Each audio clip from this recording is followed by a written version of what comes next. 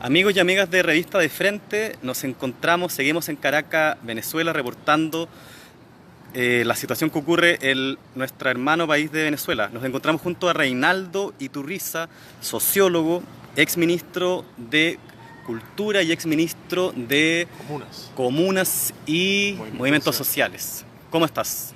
Muy bien, Nicolás. Muchas gracias por la oportunidad para hablarle al pueblo chileno. Gracias, Reinaldo, y gracias por el tiempo, porque entendemos que vas saliendo ahora. Sí, ¿Para dónde vas? ahora mismo voy saliendo para la comuna socialista del Maizal, en el estado Lara, a 4 o 5 horas de acá de Caracas. Eh, Cumple mañana la comuna 10 años. Coincide con la conmemoración de un año más de la muerte del comandante Chávez. La primera vez que fue el comandante Chávez para la comuna del Maizal, lo que es hoy la comuna del Maizal, eh, bueno, fue justamente hace 10 años y entonces la gente allá lo asume como el día, digamos, emblemático de la fundación simbólica, digamos, de la comuna. Entonces hay una serie de actos que ya iniciaron de hecho y mañana, bueno, me toca estar allí en algunas de las actividades y quedarme unos días más allá. Reinaldo, ¿qué son las comunas y qué rol le asignó el presidente Chávez a las comunas en el proceso de construcción socialista? Un rol fundamental. Las comunas son un experimento, el experimento más avanzado de la democracia bolivariana. Es el autogobierno popular anclado en el territorio.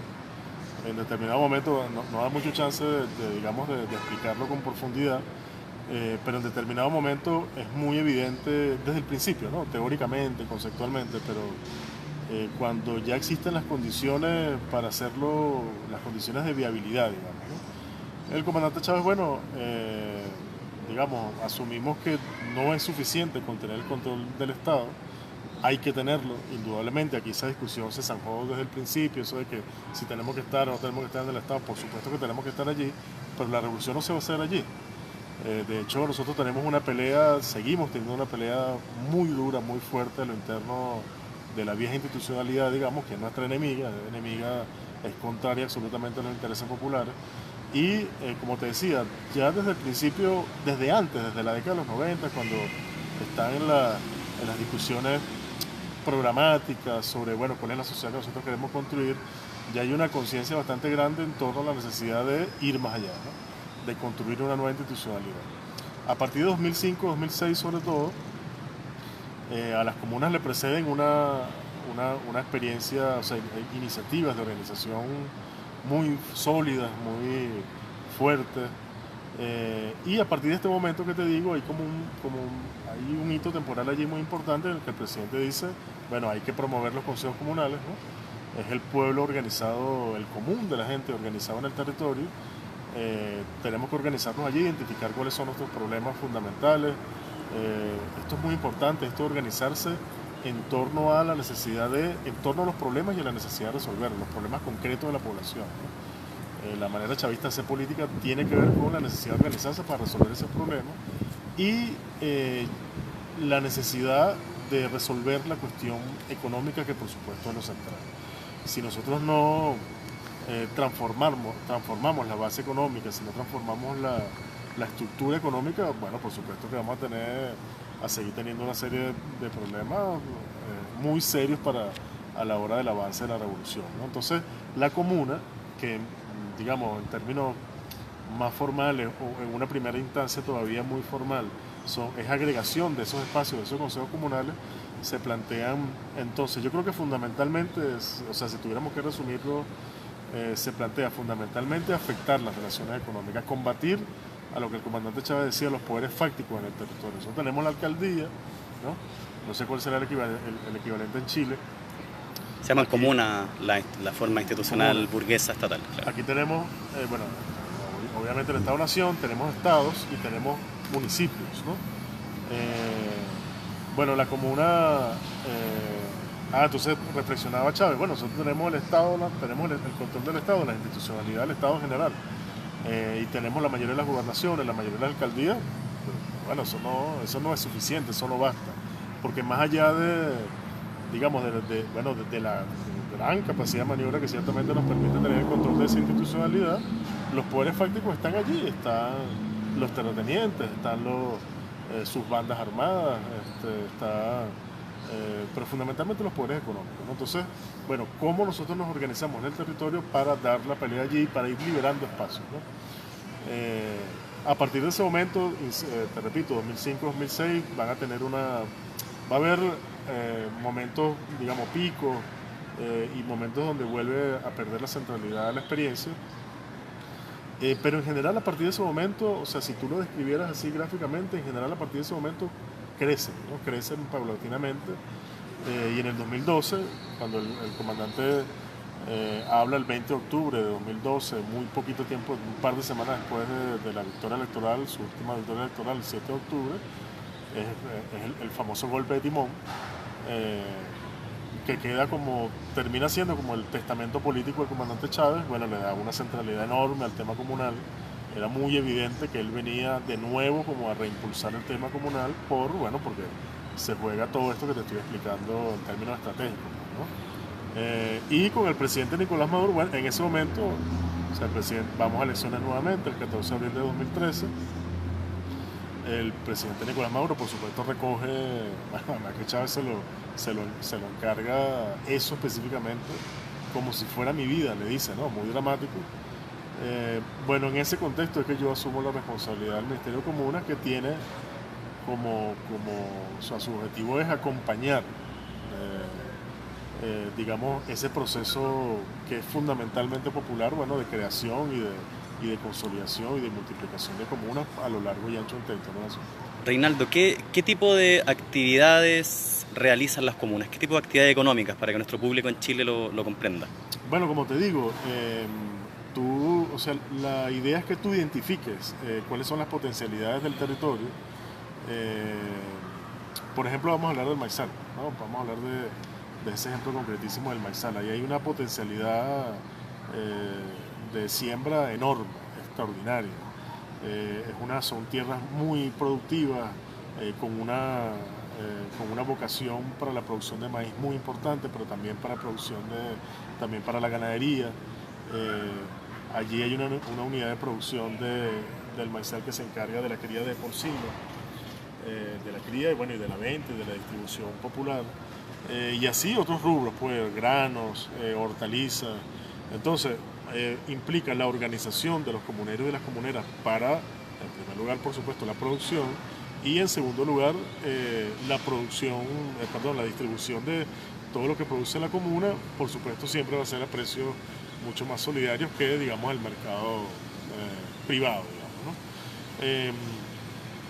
¿Cuál es la responsabilidad, la obligación que tiene el Estado allí? Bueno, acompañar ese proceso técnicamente, acompañarlo financieramente, porque, bueno, si tú dejas esa experiencia a la libre, ¿no? A la libre, o sea, si va a depender del comportamiento del fulano libre mercado, ¿no? De la mano invisible, evidentemente se lo traga como decía el mismo comandante Chávez, el metabolismo del capital, ¿no? Esos son, de hecho, fundamentalmente los problemas a los que se enfrentan las comunas cotidianamente.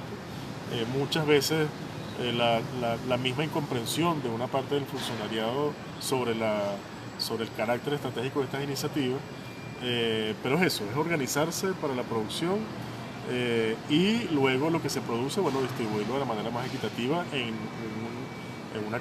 o sea, un territorio, en el territorio más amplio posible, y afectando positivamente a la mayor cantidad posible de población. Ahí estamos hablando, en este caso específico, estamos hablando de una población de que, oye, no sé exactamente, 40.000 y 50.000 personas. Entonces, la comuna no está en capacidad de alimentar a toda la población, pero su sola presencia allí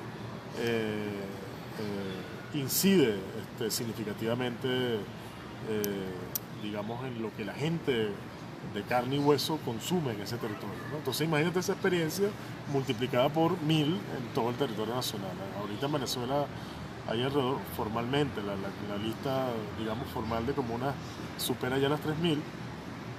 No se puede decir que las 3000 comunas están funcionando adecuadamente, no todas las experiencias, hay desniveles naturalmente, siempre ha sido así.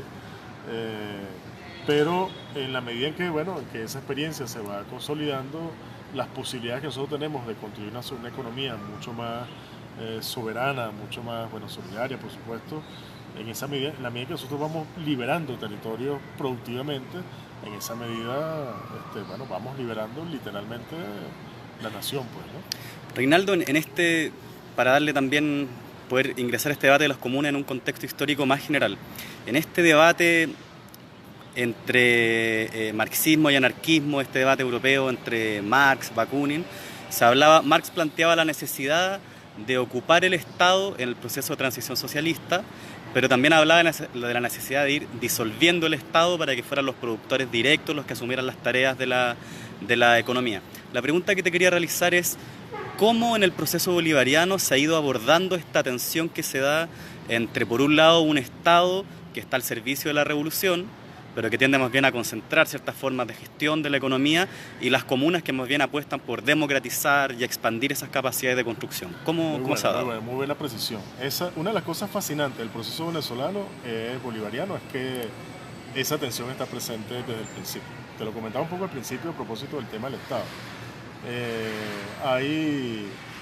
Yo creo que conceptualmente hay muchísima claridad, por lo menos, o sea, si tú dibujas el cuadro de fuerzas del chavismo, lo más lúcido del chavismo entiende, primero, o sea, no solamente entiende, sino que está viviendo esa tensión, esa contradicción la está viviendo permanentemente, está entrando digamos, en tensión constante, en conflicto permanente con las líneas de fuerza que no lo comprenden, o sea, que son menos lúcidas políticamente en ese sentido, y efectivamente hay resistencia, te lo comentaba ya ahorita, hay resistencia un poco por falta de claridad política, por oportunismo, bueno, porque es gente que, digamos, que consideró que, ¿sabes?, las posturas como más socialdemócratas, llegamos ya a la institucionalidad, eso de la comuna está bien, es muy difícil que tú consigas a alguien que públicamente te diga que eso es incorrecto, pero te lo plantea, como sucede siempre, te lo plantea como que eso está bien, pero bueno, para otro momento, ahorita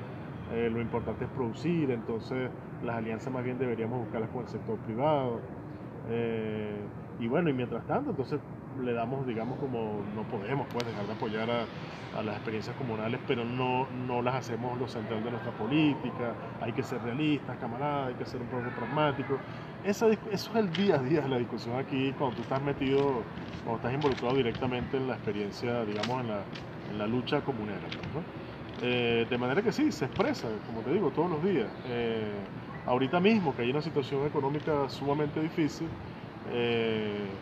esta contradicción se expresa muy crudamente, con sectores más bien conservadores que apuestan a hacer alianzas con el sector privado y a postergar, digamos, la realización de la sociedad comunal o del experimento comunal, y del otro lado tienes, bueno, por supuesto al movimiento comunero, pero también a una parte del funcionariado diciendo que no hay manera de salir de este problema, discúlpame que utilice el eufemismo, no hay manera de resolver la cuestión económica y política, por supuesto, en Venezuela, si no es apostándole muy fuertemente a lo comunal, donde es una línea en la que yo me incluyo.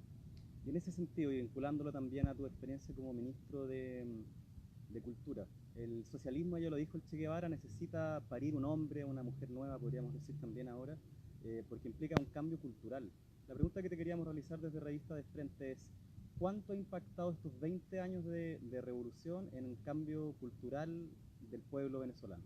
Mira, la revolución bolivariana triunfa electoralmente, digamos, nosotros, Chávez triunfa electoralmente en diciembre de 1998, asume en el 99, y bueno, hay unos primeros años digamos, como de escarceos políticos, tal, viene el golpe de 2002, y a partir de 2003 queda despejado, digamos, el horizonte político. La derecha bueno, encaja derrotas muy serias. Luego yo creo que definitivamente en el 2004, con el referéndum que no termina siendo no reprobatorio, sino o revocatorio, sino aprobatorio del comandante Chávez, y a partir de allí es posible avanzar significativamente en la, digamos, en la satisfacción o en la atención, vamos a decirlo así, de las necesidades materiales, pero también simbólicas de la población, ¿no?, de las no materiales. Ahora, eso es 1998. Pero ¿y qué pasó en los años anteriores? O sea, ¿cómo llega Chávez allí? ¿Con qué fuerza? O sea, ¿cuál es la fuerza, cuál es el sujeto que hace posible a Chávez, ¿no? A Chávez hay que desmitificarlo un poco, hay que tratar de entender cuáles son las condiciones que hacen posible la emergencia de Chávez. Mi hipótesis de trabajo es que la década virtuosa de la política venezolana es los 90, no es los 2000. O sea, no es una vez que triunfa el comandante en el 98. O sea, en los 90 en Venezuela, que es la década, mira tú qué paradójico, es la década del neoliberalismo en lo económico, y por supuesto que es una década perdida en lo económico, como además sucede en muchos de nuestros países. En los 90 se produce una profunda transformación de la cultura política que se expresa, o sea, cuyo correlato político en términos de subjetividad política es justamente la emergencia del chavismo en tanto que sujeto, movimiento de movimiento, y es lo que hace posible a Chávez. Ahí hay una, yo te diría, si tuviera que resumir, te diría que lo central de esa transformación que se da en el campo de la cultura política es la ruptura con la lógica de la representación. Hay una reivindicación. Chávez lo dice además textualmente, o sea, si tú te metes a estudiar el tema, Chávez lo dice además textualmente y parte del liderazgo bolivariano, la necesidad de romper con la lógica de la representación y pasar y hacer política a partir de la lógica de la participación protagónica, ¿no? Como se dice en Venezuela, la democracia participativa y protagónica, que es una idea fuerza fundamental, que va a motorizar bueno, los cambios que se van a producir, sobre todo a partir de 2004, como ya te decía, ¿no? Que luego de una sucesión de episodios de batallas políticas, ese es como, yo creo que es como el momento, bueno, entre el contragolpe de 2002 y la derrota del paro sabotaje luego en diciembre de 2002, enero de 2003, y luego definitivamente con el referéndum en 2004, nada de eso hubiera sido posible sin esa transformación. Más bien, esa idea fuerza de democracia participativa y protagónica es lo que permite la movilización popular, pero al mismo tiempo es lo que permite que esa subjetividad popular se haga más fuerte. Y luego, a partir de entonces, lo que vamos a ver es su consolidación. Es en ese contexto en el que se comienza a hablar de comuna en Venezuela. No se puede hablar de comuna sin esa transformación de la cultura política que es previa. Y eso que nosotros muchas veces en Venezuela nos referimos a ella como la guerra económica y tal, tiene que ver con un esfuerzo sistemático por destruir esa sociabilidad que construyó la Revolución Bolivariana.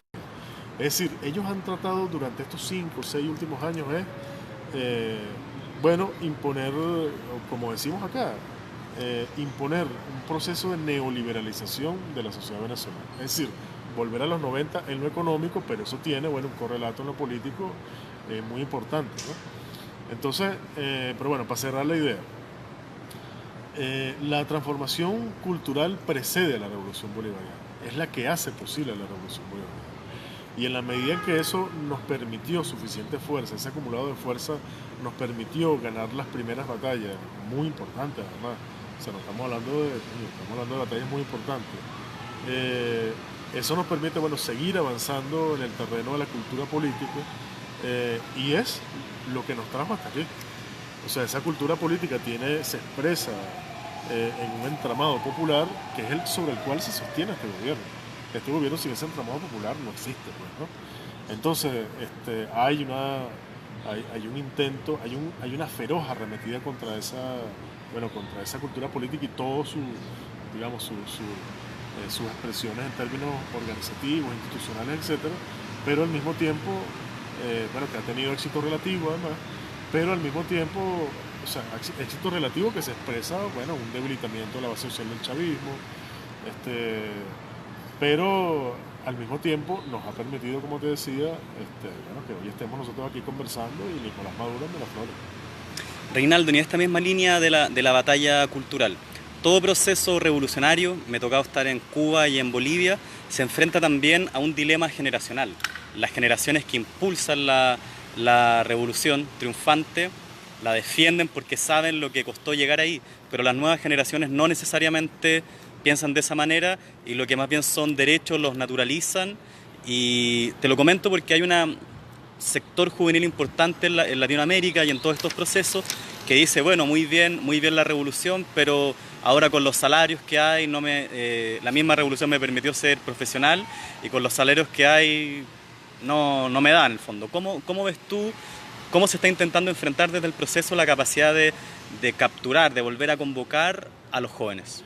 Yo creo que primero ciertamente se da ese proceso que tú refieres.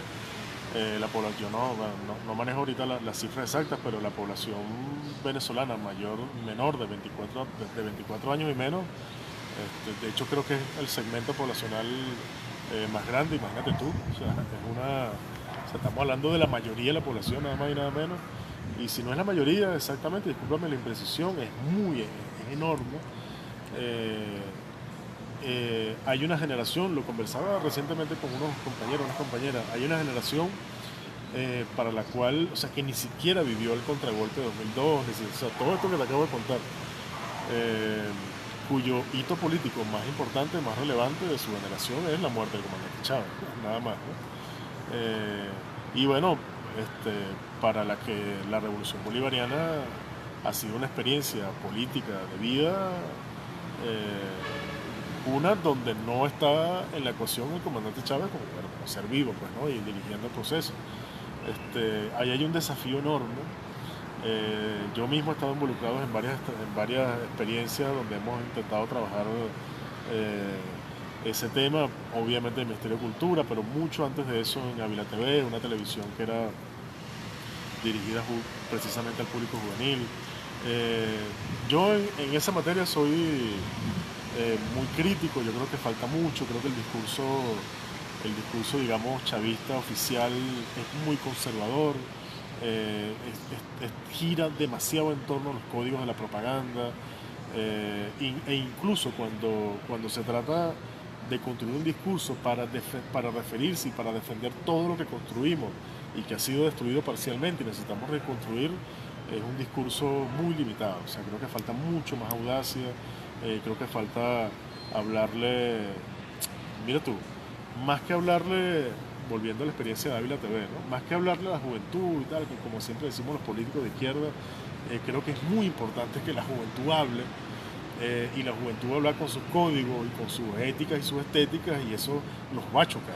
Te puedo hacer un comentario. En Chile los memes son contra Guaidó y en Venezuela los memes son contra Nicolás Maduro. Eso es un poco expresivo de cómo en esta batalla comunicacional estamos un poco atrasados, ¿no? Así es.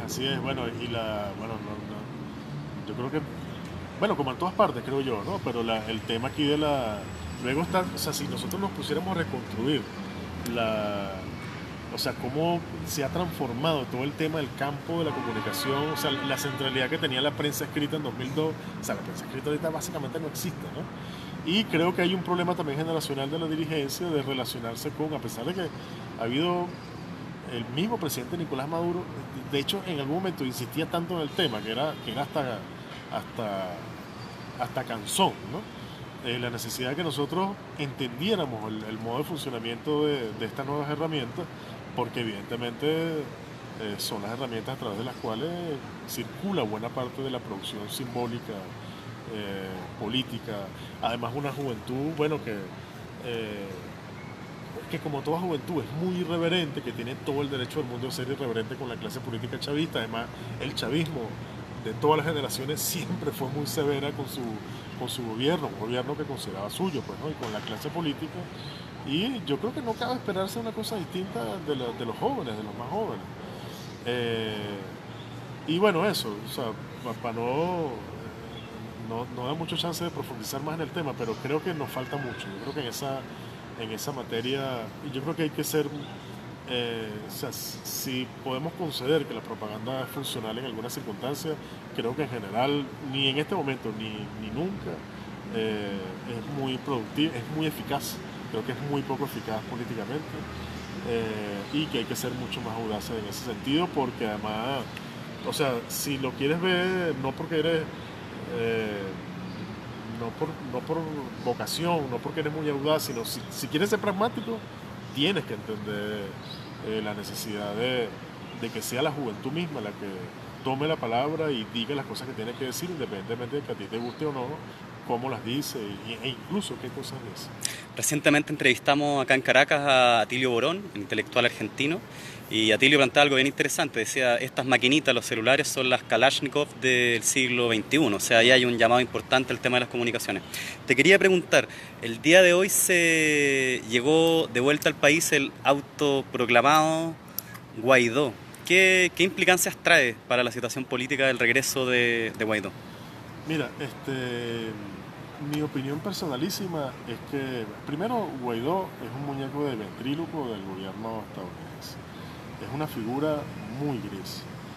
Yo no quiero, o sea, no con esto quiero, digamos, transmitir que yo tengo algún tipo de animadversión personal. Todo lo contrario, yo creo que la política en Venezuela no pasa por esa figura personal eh, ni de casualidad. Es una figura, como te digo, muy gris, o sea, que salió prácticamente de la nada. Por supuesto que luego de un intenso trabajo político de captación de las ONG estadounidenses, todo este tema de las revoluciones de colores y tal, ¿no? Hay algunos trabajos al respecto bastante buenos y que lo describen con bastante detalle. Detrás de Guaidó, o sea, estamos hablando de Voluntad Popular, del Partido Voluntad Popular, que es un partido minoritario incluso dentro de la oposición, que está a la derecha de la derecha, eh, cuyo, digamos, referente principal, que es Leopoldo López, está preso porque es un criminal, o sea, porque es un tipo que está preso luego de los desastres de la violencia de 2014. Digamos que de ese partido, de ese sector específicamente de la clase política antichavista, la figura central es Leopoldo López. O sea, ponte tú que aquí sucede cualquier cosa en el supuesto negado de que Nicolás Maduro renuncie ahorita. El Guaidó no es el candidato de la oposición, ni de casualidad. Él tiene unas funciones específicas ahorita, pero no es una figura, digamos, central. Eh, Más bien creo que él implica la ventaja para el gobierno de los Estados Unidos, que evidentemente es el que está al frente de toda la actual arremetida, implica la ventaja de que es una persona, bueno, maleable, que dice lo que tiene que decir. Ahorita en la gira que recién hizo va acompañada de una persona, de una representante del gobierno de los Estados Unidos, una cosa Ya, o sea, absurda. los límites son realmente, o sea, incluso para Venezuela son realmente sorprendentes, vergonzosos, ¿no? Guaidó llega a Venezuela, ¿qué pasa? Hermano, básicamente no pasa nada. Está tranquilo Caracas, lo veo Está yo. absolutamente tranquilo Caracas, bueno, además estamos en medio de las fiestas del carnaval. Eh, Venezuela está muy tranquila y Caracas específicamente está muy tranquila. O sea, hubo como unas jornadas muy violentas, 21, 22, 23 de enero, un poquito en algunos estados después de eso, pero básicamente, o sea, nosotros tenemos un mes de calma, de tensa calma, por supuesto, ¿no? Pero una sociedad que está en general muy en calma, la gente está ocupándose del tema económico, que por supuesto es su principal problema. Mi opinión muy personal, y yo sospecho que es la opinión del alto gobierno, del gobierno venezolano, es que Guaidó tiene que estar en la calle. O sea, a nosotros no nos interesa meter preso a... Mira, estoy hablando como gobierno, yo no estoy en el gobierno, ¿no? Pero digo como revolucionario, a nosotros no es un punto de honor meter a Guaidó preso. Yo creo que habría que meterlo preso en caso de que se haya información de inteligencia que, bueno, que indique que lo quieren asesinar. Y es el problema, el grave problema es que, y en parte por eso se entrega Leopoldo López cuando se entregó, yo creo que una parte de la oposición e incluso una parte a sectores en Estados Unidos les conviene más muerto que vivo. Porque la eventual muerte de Guaidó, por supuesto que no deseamos que una cosa tan horrenda ocurra, sería el pretexto perfecto para... Ellos están buscando un desencadenante. Y puede ser, o sea, digamos, el abanico de opciones es bastante grande y una de ellas es la, bueno, eh, la figura, lo que puede ocurrir con Guaidó como figura, ¿no? No lo estoy diciendo yo, o sea, no tiene que ver con la lucidez o no de mi análisis. La vocería de Estados Unidos lo ha dicho una y otra vez. No tocan a ese muchacho, no tocan a Guaidó. Si algo le pasa, o sea, al gobierno venezolano, ¿qué interés puede tener en que le pase algo a cualquier dirigente de él? O sea, ninguno, nada, ninguno. O sea, al contrario, nosotros lo que queremos es que la política vuelva a entrar por el carril democrático y el presidente, o sea, si una cosa, digamos, ha mantenido siempre en su discurso el presidente Nicolás Maduro es la necesidad del diálogo político. Y no solamente en su discurso, lo ha demostrado reiteradamente con múltiples iniciativas. Nosotros tuvimos elecciones presidenciales en mayo del año pasado. Esas elecciones presidenciales en mayo se dan luego de un diálogo político que rompen ellos en febrero de 2016, luego de estar en febrero de 2018, luego de estar dialogando desde 2016. O sea, evidentemente es a la oposición venezolana la que no quiere en el escenario del diálogo. Para muchos de ellos, o sea, sobre todo para las líneas de fuerza más fachas, a ellos les conviene es que les suceda algo a Guaidó.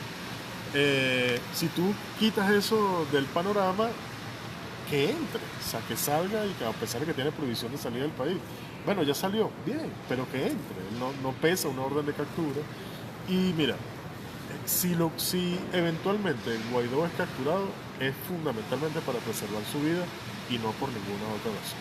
Reinaldo, y para ir terminando. ¿Aló?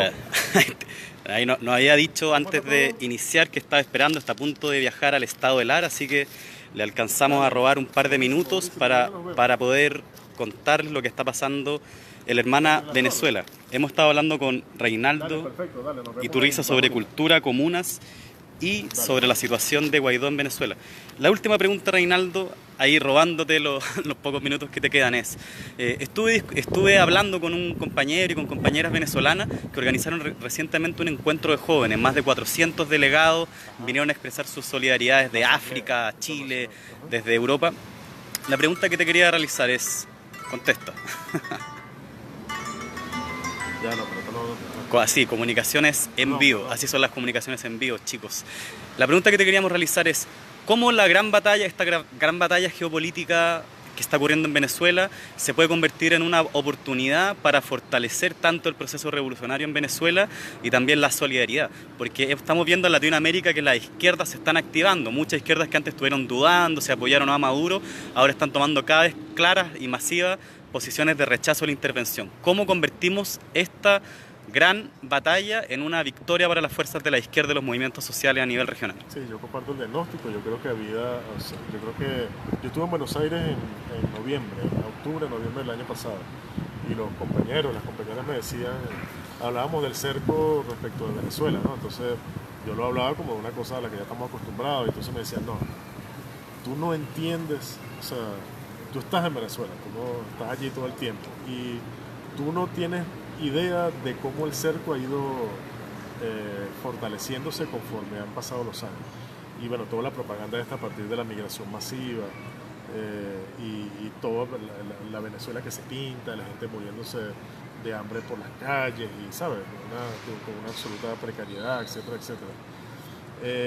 Yo creo que ciertamente nosotros no tenemos noción lo digo autocríticamente, pues lo reconozco, creo que nosotros no tenemos noción de los niveles de cerco sobre Venezuela. Creo que luego el tema Venezuela ha sido instrumentalizado de manera tan eficaz que hay muy importantes sectores, bueno, tal vez no de la izquierda más revolucionaria, pero sí progresistas, ¿sabes? Que les da como mucho temor retratarse con Venezuela porque, o sea, ceden pues al chantaje, porque no les da rédito políticamente. Por supuesto que en los mejores años eso es hasta cierto punto comprensible. Por supuesto nos molesta, nos afecta, ¿no? Pero viéndolo con cabeza fría, es comprensible que, bueno, en un momento de dificultad,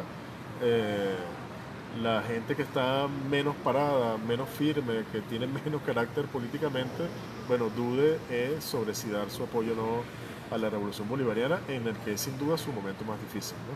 Aunque yo creo que el año más difícil de Venezuela fue el 2016, en términos materiales para nosotros, para el pueblo venezolano.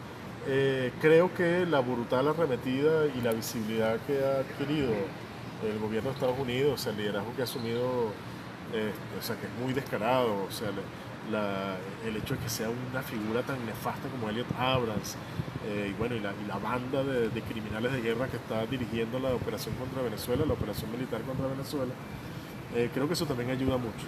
El discurso de Trump en Estados Unidos, últimamente en el estado de la Florida, contra la Fuerza Armada, tuvo efectos, fue totalmente contraproducente.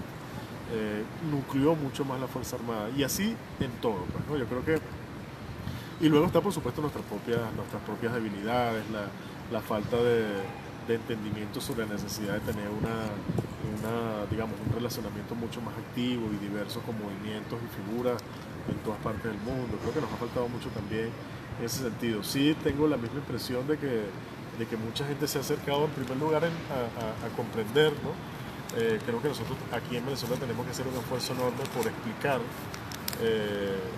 cosas que muchas veces nuestro mismo pueblo no entiende bien, ¿no? Y creo que se han dado pasos muy importantes en ese sentido y bueno, en ese contexto, el hecho que estén ustedes aquí, estén haciendo ese trabajo de transmitir las cosas que están pasando aquí, la cotidianidad, hablar, darle voz bueno, a quienes tienen muchas cosas que decir, no lo digo por mí, lo digo digamos, sobre todo por la militancia. Me dijiste que estuviste entrevistando a alguna gente, alguna de la cual yo conozco, gente muy buena. Creo que eso ayuda mucho. Y es un diagnóstico que compartimos muchos compañeros y compañeras que estamos en este tema, bueno, haciendo trabajo militante, intelectual, también comunicacional, que una de las, digamos, irónicamente, una de las ganancias de este momento tan complicado, tan difícil, o sea, lo de la agresión militar, la posibilidad de una agresión militar no es un cuento, ¿no? Ha sido precisamente la posibilidad de ir reconstruyendo relaciones que se fueron perdiendo. Entonces, creo que es una extraordinaria oportunidad que no podemos desaprovechar. Bueno, muchas gracias. Estuvimos conversando con Reinaldo Iturriza, ex ministro de Cultura, ex ministro para las comunas y los movimientos sociales. Muchas gracias, Reinaldo, y un abrazo. No pudieron y no podrán. Estamos en contacto. Fuerte abrazo del pueblo de Chile.